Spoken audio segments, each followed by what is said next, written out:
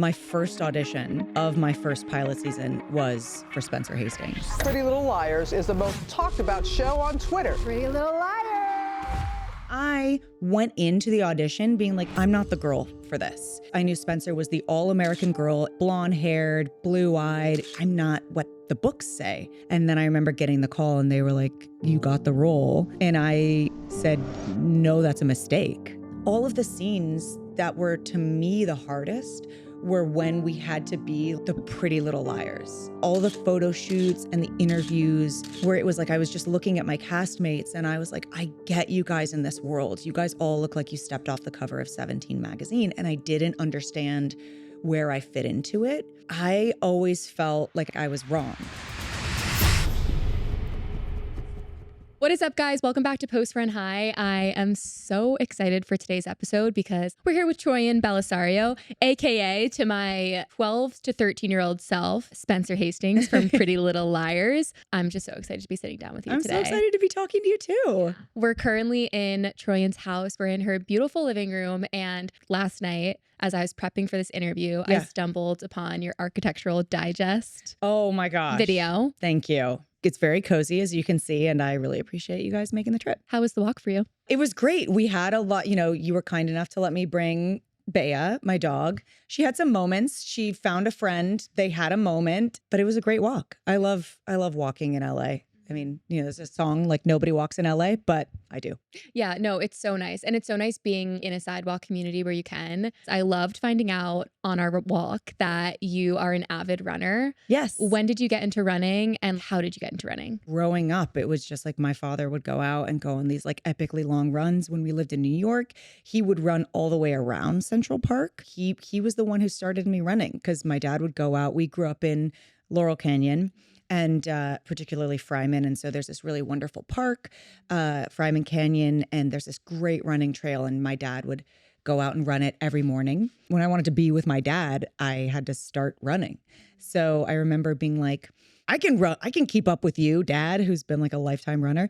And then it just became like a lifelong habit. And I know your dad was he a director and producer? Director, producer, Hollywood? writer. Yeah. It's stressful, right? So it's nice to have like an activity like going for a run to keep you grounded. Totally. And it's cool when there's a parent in your life that sets that example of like working out is not only good for the body to make you feel good, but good for like the mental, Totally. Yeah. He really set that for me, which was like he had something to stew over. He went out for a run or like a really long walk with our dogs. And so that's definitely something that I've taken over. And my poor girls, because I do that same thing where, it's like the weekend and we haven't been out of the house and I'm like, we're going for a walk with Bea. And they're like, oh, but hopefully it'll take for them too. It will. I grew up with parents that were also super fit and active, and it wasn't the focal point of our life. It was just kind of like a part of our lifestyle. And it was always ingrained in me, which is probably why I now have a running interview show. But did you play sports growing up? I did, but I was like sports agnostic. I didn't have a sport that I really gravitated to. I was just like, I'd try anything once.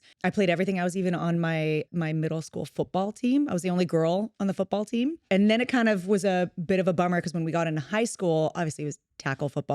So they were like, we're not putting a girl on the team. So then my mom was like, why don't you try out for cheerleading? Which was really fun. And I'm a dancer too. So I loved the dances, but I could not get behind the cheers because I was like, if I'm not out there playing, I don't want to just yell at the people who are.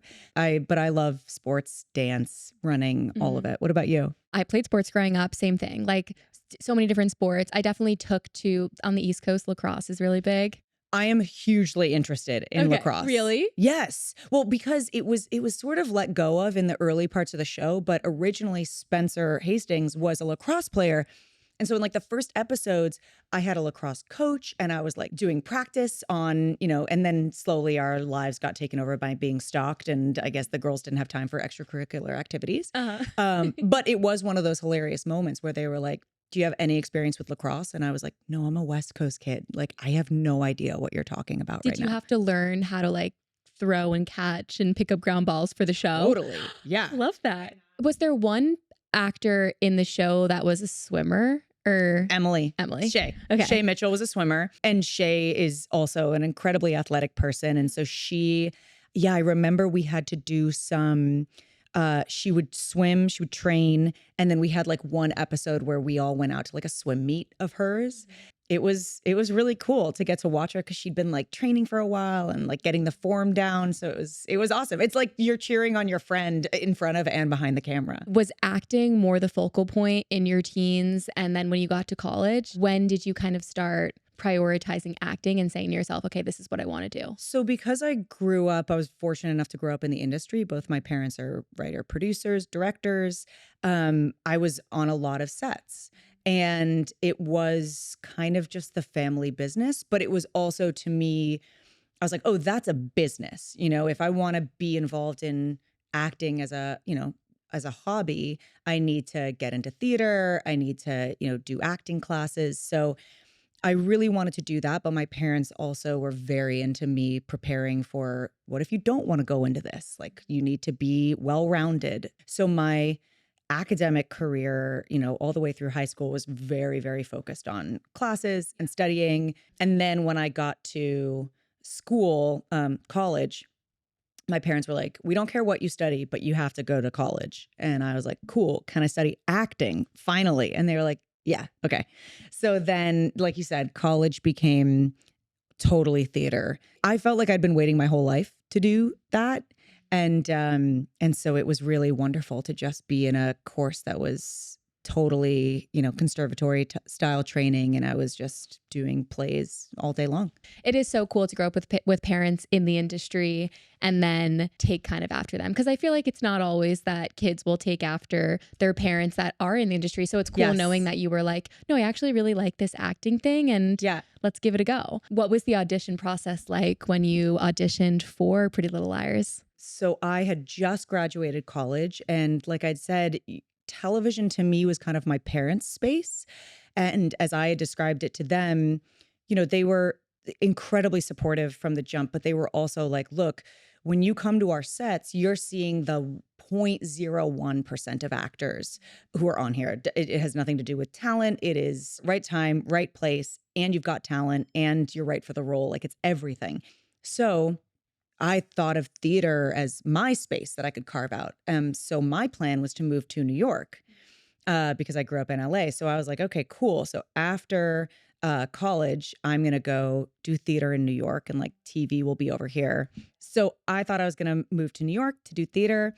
And while I was on my first job in LA doing theater, it was pilot season, which is something that we don't have anymore, really.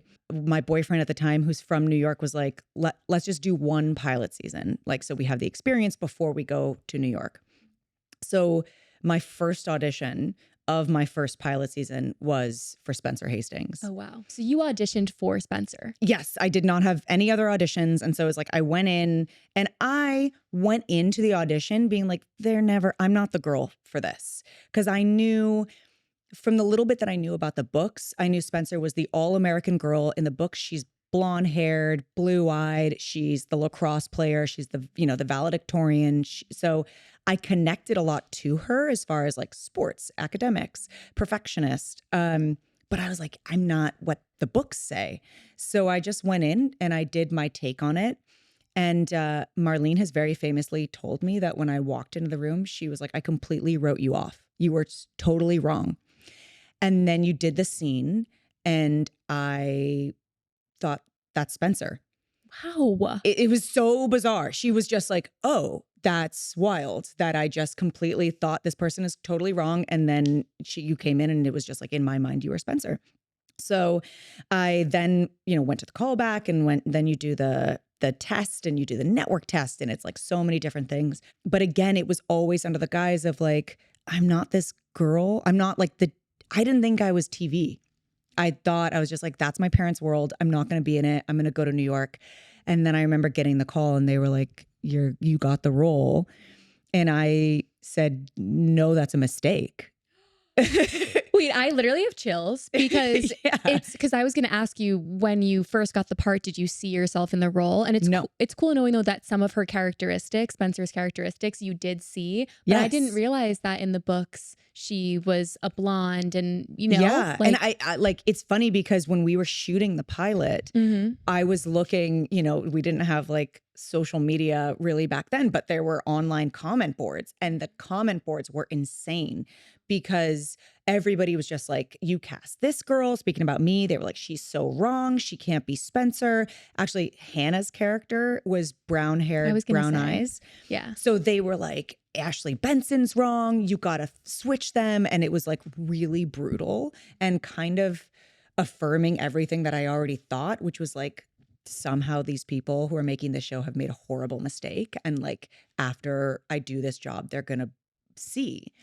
And they were nothing but supportive, and the whole time. And then now it's funny because it's to the point where now people are like, what do you mean Spencer had blonde hair and Right. blue eyes? Like, what? That's so weird. So it's wild how stuff can change. Yeah, definitely. And I feel like that is so hard because coming off of an iconic book series, Yeah. book fandom, when you are transforming anything into a movie or a show, they do go so hard. And, you know, Yes. with the casting and who's picked and all of that, how did you deal with that going into filming the first season? It still kind of felt like a weird experiment the first season. I remember we were doing this show and we were shooting it and we were all together and we were getting closer and closer, you know, the girls and the writers and you know, all of the incredible, like, our castmates.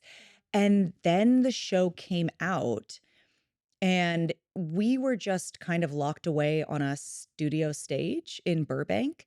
And I remember the first time I was in Canada with my husband, and we were at like a bulk grocery store, and I was like putting almonds in a bag. And I looked up, and this girl was like staring at me. And I had never been recognized before, ever in my life. And so I was like, I must be doing something bad to the almonds. Like, did I sneeze on them? Am I dirty? Why is she staring at me?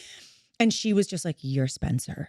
And I was like, I'm so sorry. What are you talking about? Like, it didn't track. And I was like, oh my God, maybe this is being watched by people. Like, again, it just didn't track. I was like, what do you mean? You've seen the show? Like, this is actually a thing? It turned into this massive iconic show that has spanned generations now. You know, it's so cool seeing like this new wave of people that are just getting introduced to Pretty Little Liars. It's really fun. When you were filming, was there a gut feeling kind of amongst the girls that you were like, wait, this actually might be something? It was funny because it was like everybody kept on telling that to us. You know, again, like I said, we were just on these stages, we were doing our work and becoming friends.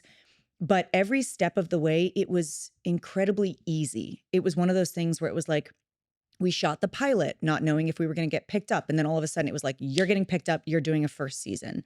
And then when we were like a couple of episodes into the first season, or maybe it was a little bit more when the show came out, they were like, you're getting a second season. So it was oftentimes in television, things are really drawn out and they're very mysterious. It's kind of like, well, we got to see how people react. And even if they react and it's really good, like, we don't know, we'll let you know.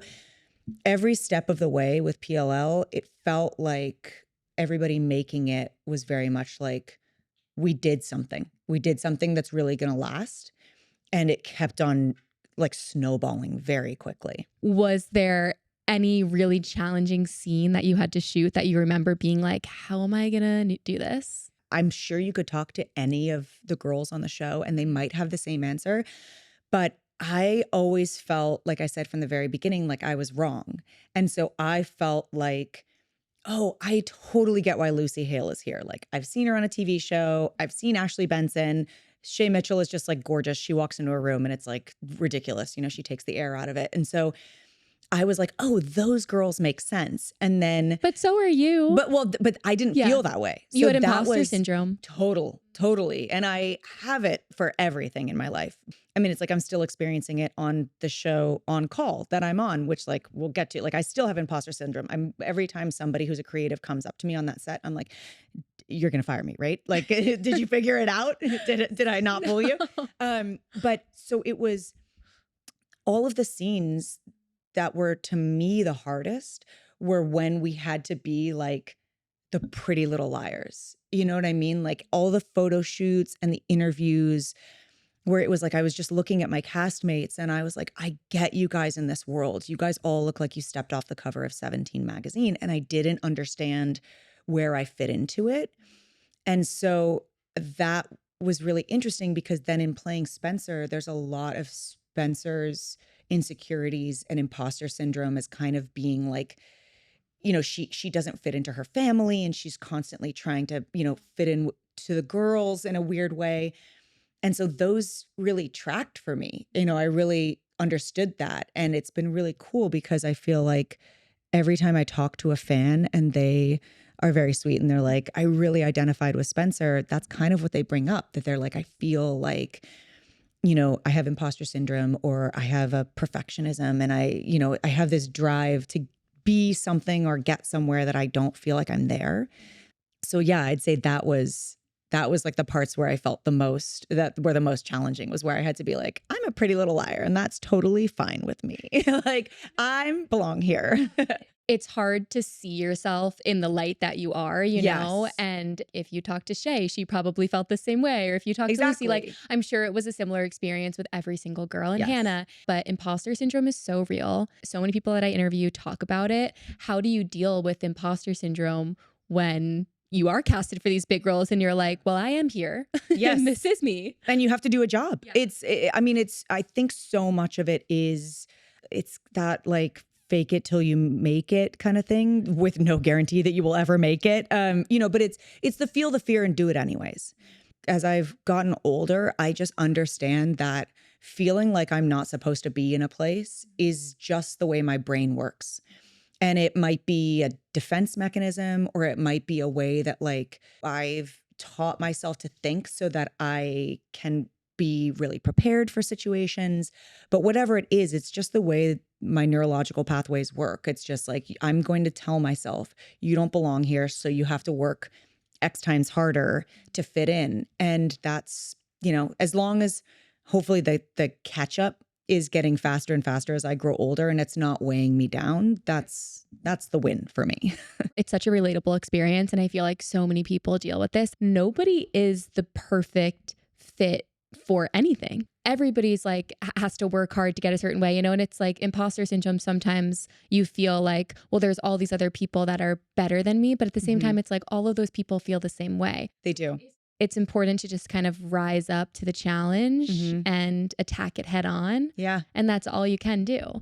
You're absolutely right. It's like, I remember one of the things that like gave me the most comfort is not that long ago, I was speaking with my acting coach, talking to her about my imposter syndrome, just being like, I don't know how to do this because I inherently think I'm wrong.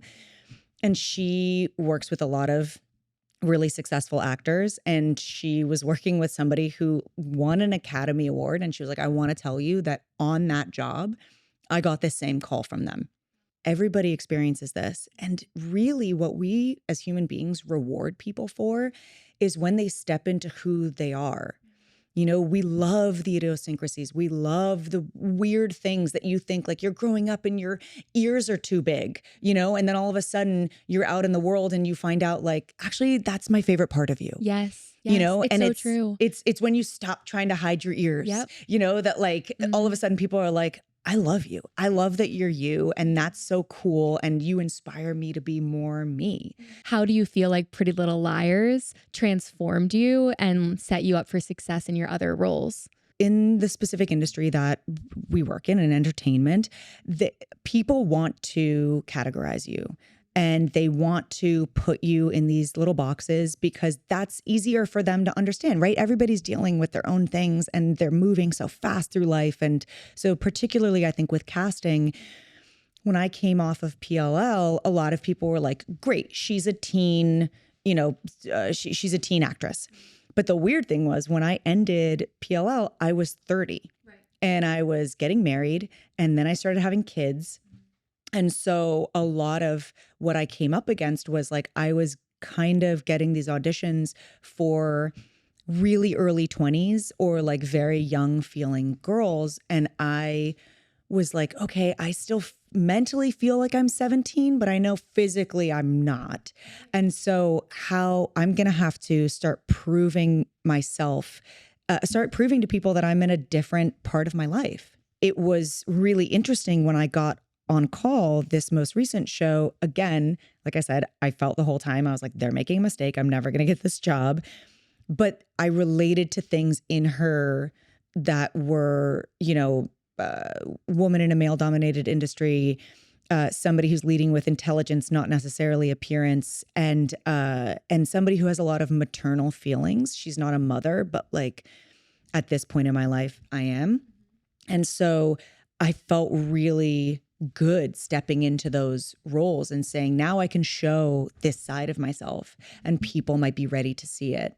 So yeah, it was interesting because PLL was a great launching pad, but it also is something that I need to like, you know, like kind of not get away from, but like be in reaction to. And it's cool because I feel like your fans have been able to grow with you. Yeah. And I love that you kind of set that hard bar for yourself and you were like, you know what? I'm ready to play more mature characters. And it's also just so liberating because a big thing for me on the show, because I was always older playing younger, something that was, you know, this industry is brutal on women and aging. Yeah. And one of the things that was really hard was that, like I said, I feel 17 at heart, but I know I'm at that time was a woman in my mid 20s. Isn't that the weird thing about being in your mid 20s? Oh my God. You're like, you still feel so young. Yes, absolutely. And so, but the interesting thing was like a lot of the show, a lot of the notes were like, how can we make Troian like look younger? You know what I mean? Or like appear younger. And it was really hard because I was not. And I was trying to mature in my life and accept the way that my face was maturing and my body was maturing. But yet for this role, she's not aging. And so you kind of have to hold yourself up to a interesting standard. And so it was very, very liberating to then get subsequent roles where it was like, oh, you're, you know, even with On Call, like Tracy Harmon is older than me.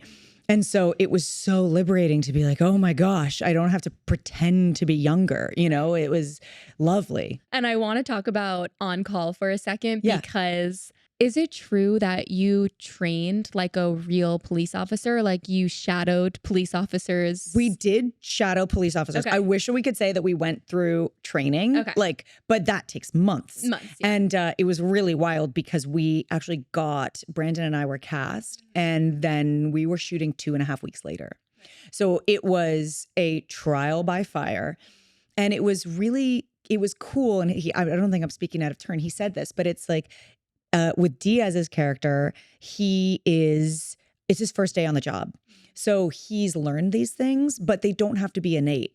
It was really wild for me to have, you know, a few days of amazing training, but then to pretend like I've been doing this for 13 years. Right. You know what I mean? Like it was a really intimidating thing to do, but we did get to go on ride-alongs with police officers. They were absolutely wonderful in like being such open books and sharing their experiences and their feelings. And it was a really wonderful experience. And for people listening that don't know the premise of the show, give us a little teaser of what people can expect from On Call. Sure. So the show is really cool in that it is centers around 2 police officers. My character, Tracy Harmon, is a field training officer. And then it is my trainee, Alex Diaz, who's played by Brandon Laracuente. Who's amazing. And it is his first day on the job. So it's about a veteran police officer and a rookie going out and going on calls. And the thing that I really love about the show is that it's really about just real time experiences that they're, you know, having. And it really invites you in almost in like a documentary style to see what it's like to live as a police officer. If the show continues with more seasons, is there an evolution that you'd like to see with your character? Like kind of growth that you'd want to see within the role? Yeah. Well, it's hard because it's like, so my character's desire, you know, she's been a patrol cop for 12 years. And so she's just getting a call and responding and getting a call and responding. And it's a very fast turnover rate. And her desire is to become somebody who's a part of a larger team, whether that's, you know, a drug and trafficking team or whether it's a detective, you know, some of the things where you get to work on a case for a much longer time period. The challenging thing is that's what I want to see for my character and that's what my character wants. But then at the same time, I wouldn't get to be working with Brandon and he wouldn't get to be my rookie. So I don't want that in a way because I want to continue the show and see the relationship as it buds between these 2 characters. But it's just really funny that like we have these overlapping desires, but they're sort of like contra the show. It's interesting. Wait, I'm curious too, with that, to Pretty Little Liars, did you ever predict the ending of Pretty Little Liars? I wish I could say that I did, but I'm incredibly nosy, and I loved our writing staff. They were just so magnificent, and I'm so grateful to have worked with all of them. They were so talented. And so what I would do is, while we would shoot on a stage, and then like 20 feet away where the office is, and up the stairs was the writing room. And we were not really supposed to be in the writer's room. It's not like we were not allowed, but I don't know if you remember, but like when the show was coming out, it was so tightly guarded as far as secrets and twists and reveals. So they didn't want to let anybody in. And so I would kind of like find excuses to come up to the office and like poke my head in the writer's room and like try to steal a look at the storylines on the board, or like ask them casually when they came down to go get a coffee from set. I was like, so like, what's happening with Spencer this season? You know what I mean? And they saw right through me. They were like, we can't tell you that. So it's interesting that you can't know as the one playing the show. That was something that we did come up against a lot. And I know I'm not the only one. You know, it was like for a lot of the characters, because they would suddenly reveal like, this person's been A all along. And the person who was playing that character was like, wait, I haven't been thinking that. I've just been like existing in my own world. What do you mean I've been torturing my best friend? So it was really funny to kind of have these like catch-ups. And then I was really fortunate in that there was one, I think I just got her on a good day. And I was shooting a scene with Keegan Allen, who played Toby. It was just the two of us. And Marlene King came down, our creator. And we were like, Marlene, like, what's going to happen on this show ultimately? Like, who's the big baddie? And I guess she was just in a really good mood, because she was like, sit down, children, I'll tell you a story of what I hope to have happen. And so that was in our 4th year. And that was when she told me about the possibility of Alex Drake. And she told me, she was like, look, if this ever gets out, we can't do it. So if you are interested in playing 2 characters and being twins and having this whole ending, you got to keep your trap shut for like 3 years. Wow. So it was really fun. I love knowing that it was you and Keegan that found out. Yes, also, yes. That's just funny based on your guys' storyline. People were obsessed with, what is the name? It was like Spoby. Yes. Yeah. That took on a world of its own. It totally did. And I love knowing how you wanted to sneak into the writer's room, because it's cool seeing like your progression as like a businesswoman and as an entrepreneur. Yeah. Like, you love writing, you love directing. I know you even directed one episode of Pretty Little Liars. Yes. And you've gone on to direct your own movies. What about directing do you feel like you love? You know, it's really funny. I love directing, but it wasn't something that came naturally to me, because I grew up surrounded by directors, right? My mom's a director. My dad's a director. My husband's a director. My best friend's a director. And so growing up, I was just like, oh, I'll be the writer, or I'll be the actress, and then you guys will take care of the rest and all of that. And it wasn't actually until I was on PLL and I would be my usual nosy self, and I would be talking to the directors, and I would say like, what lens are you using? Or why are you shooting like this? Or, oh, are you going to get coverage from over here? What if I did this? And it was a really wonderful sound person named Jill, who would tell me, she was like, Bellisario, when are you going to direct? And I was like, Jill, I'm never directing. What are you talking about? She was like, okay. And she just kind of like laid into me over many seasons. She was just like, I don't know, I'm just waiting for you to get in that chair. And I was like, Jill, it's never happening. I don't have any interest. And then once we started getting to the final seasons, I realized, I was like, oh, I might never have another show where I'm this comfortable with all the creative entities, where I know these characters so well, where I have this relationship with the actors and with the creative, side of things. Maybe I should throw my hat in the ring. And they were just so endlessly supportive. And they set me up at Warner Brothers, and I got to take the director's workshop, which was like a crash course in filmmaking and television production, which I learned everything. And then it really was wonderful, because it felt like making a home movie, like with your friends. Yeah. You know, it was really like, it was so awesome to be able to get into a scene and be like, Shay, Sasha, like, you know exactly what you're doing. Like, I'm just going to set up the shot, like, you know, they would, you know, they'd either do that or they'd be like, well, what about if I do this? And I was like, yes, absolutely. So it was such a wonderful springboard for me to learn that craft. And then after that, you know, I got the chance to direct an episode of Famous in Love, which was wonderful because it was new storylines, new actors, but a really similar, you know, producers. Marlene was the creator of that. And then after that, I got Good Trouble. And the wonderful thing about Good Trouble was it was totally new actors, totally new creatives. But by that time, I had 2 episodes under my belt to be like, okay, I know a little bit how this works. And then it's just been, you know, growing from there. Yeah, it's incredible. We talked a little bit about Patrick. For context, Troian's husband is Patrick J. Adams, who plays Michael Ross famously in Suits. Yes. Is it true that he was originally casted for something within the PLL universe and then was showing up too much on set and ended up getting cut before? No, is that true? That is a hilarious rumor. Oh my God, I want to go tell that to Patrick immediately. Yeah. Could you imagine? I'm like, sorry, you're stalking the set Wait, too much. I feel like that was said in something. So what happened was we were together. We met on a play and then I got PLL and we were together. And then in between the season, like going into season 1, we broke up.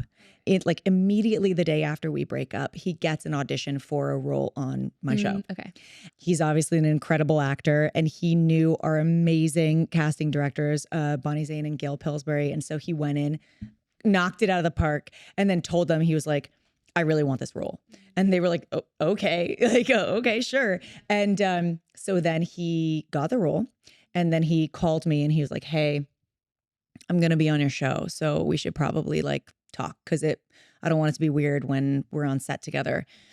And then, of course, we talk and we end up getting back together. Mm-hmm. And then we did not shoot it all together. I wasn't even on set that day. We never would have seen each other, but we were back in a relationship very clearly. We were meant to be. But that was why, no, so he had a role. And I think one of the fun things about his role too is that there was a lot of, I think now looking back at the show, there's a lot of controversy around the Ezra Arya storyline. Mm-hmm. You know, it's yes. What's so funny because it's like at the time it was like Ezra forever, like these two are endgame, and they end up getting married. But now, several years later, we're like, that was a really not cool relationship. And it was funny because he was the only character who said, this is not cool. And he was playing like Ezra's friend. And he was just like, you cannot be dating a high schooler. Like he was the one voice of reason in the entirety of our show. Yeah. So it's like he came from the future to be like, I don't know about this. Okay. So he was in Pretty Little Liars. He was in Pretty Little Liars for one episode. Okay. And then he got Suits. Yeah. Mm-hmm. Okay. Got it. What is it like working together? Because I know you guys... Yes. Unmarried and then married have been on sets together, collaborating in films. Yes. So what is it like working with your partner? It's a blast. I mean, it's so fun because originally, like I told you on our walk, like we were 7 years long distance. And so the only time when we would really get to see each other was when I miraculously had a day off or he had a day off and we'd fly to each other's sets, but usually the other person would be working. So I spent so much time hanging out on the Suit set, just like sitting in a chair, just being like, go honey, and so it was really wonderful because I got to know the whole cast of Suits and I got to know the writers and the directors really well from just like being there. And then they suddenly like had a role for me. And it was so wonderful because I was like, wait, now we're guaranteed to spend time together because we'll be like, you have to work and I'll be there. So it was so much fun. And then since then, it's just been a really wonderful, different, kinds of collaboration where we'll have a movie and suddenly, he'll be cast and they'll be like, well, what if you come along? And I'm like, great. Now we're guaranteed to hang out together. So it's a real joy and it's really fun. The last time we worked together was on a show in Canada and we were actually playing like we were having an affair with each other, which was very funny because he had like a different wife and I was having an affair with him. Wait, what is that like? I interviewed Henry Golding and we talked about this because he wasn't an actor before booking Crazy Rich Asians. Oh my God. And I remember him saying it was hard for his wife because she was like, you were never an actor and all of a sudden you're falling in love on screen. Sure. What is it like seeing your partner have a romantic relationship on screen? You know, I feel very fortunate. Yeah. Yeah. Patrick, What is it like? Do you wanna talk to that? You have no problems. Tell me what it's like. You have no problems. Fine. We've been together so long. We've been together so long. I'm kind of like, get it, babe. Yeah, go. Have fun. All right, leave me alone. Sorry. No, that was the perfect question to come in for. Okay, great. Great. That's what it's like. No, honestly, it is like, you know, I think both of us truly understand how awkward love scenes are. Yeah. And so the last thing I ever want to do is provide an additional thing in his head when you're having to shoot a love scene. You know, Right. I don't want him to be thinking like, oh, what does Troian think about this? So I feel very confident and No, yeah. you know what I mean? It's one of those things. But I can't even dance on camera. So like the whole love scene thing is crazy to me. Well, but it is deeply embarrassing. And I will say the funny thing about it is like, obviously I don't love watching him make out with another person or have sex with another person. And it's always really weird because like, you know, that you're the most intimate. Like we have 2 kids together. Yeah. So it's like super weird when I'm hearing him kiss and like, I'm like, that sound is very familiar. You know what I mean? Or like he'll do like a little sigh and I'm like, I know that sigh. That's creepy. So it is, yeah, there are like weird, you know, intimacies that are a little bit like tough to swallow where you're like, I thought only I heard that sound. No, literally. And then it's like everybody watch. Oh gosh. Yeah. No, it's a like whole deeply thing. embarrassing. Yeah, I like that. I like that term, deeply embarrassing. That would be how I feel. I'm like, did you watch Aurora? Aurora? Yeah. Wait, Anora? Anora. Oh Anora. my God, No, that's okay. My daughter's name is Aurora. I was That's like, why do I I said watch Aurora. her? Yes, I do. Okay. No, it's did so you funny. watch Anora? I'm like so Yes. impressed by how she maneuvered that role. I have never had to do like That kind of a role. That kind of Yeah. And so I have so much respect for that. Like it's so deeply vulnerable. And it is you know, obviously like for that role, it's so necessary. And her vulnerability and her like also just her dance skills, her training, like the way she carried herself, like it is The Brooklyn accent.